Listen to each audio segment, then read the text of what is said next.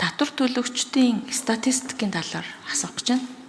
За хүчлийн бэрхшээлтэй иргэн хувь эзэмшдэг одоо эзэмшигч аж ахуй нэгжийн тоог нэгдүгээрт, хоёрдугаарт нь дансаа хаалгасан аж ахуй нэгж байгууллагуудын чинь дунд хүчлийн бэрхшээлтэй иргэний одоо ажилдаг юм уу эсвэл үүсгэн байгуулагч нь байдаг. Тийм аж ахуй нэгжийн тоо байсан уу гэдэг хоёр асуултыг асуучаад дараа нь тодруулъя.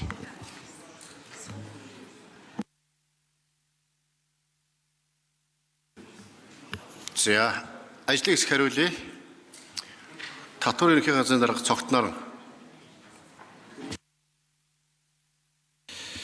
Саранчулан гишүүний асуултанд хариулъя. Татвар ерөнхий газар цогтноор.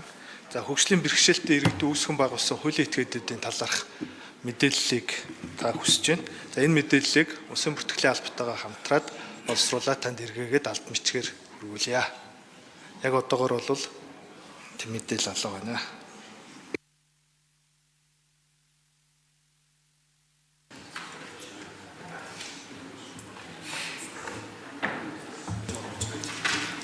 За.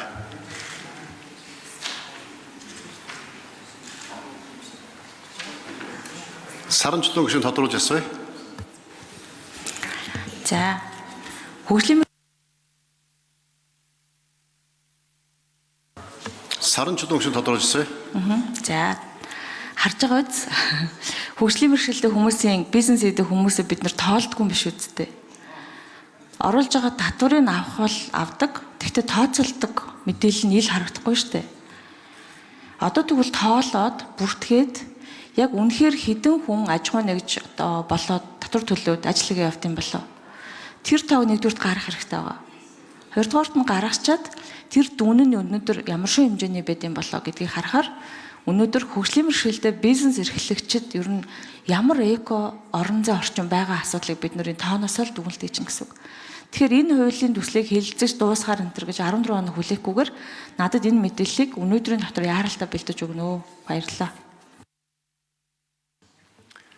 За, даваа хөвгөн саяны хэлсэн мэдээллүүдийн бэлдээд өгөөрэй.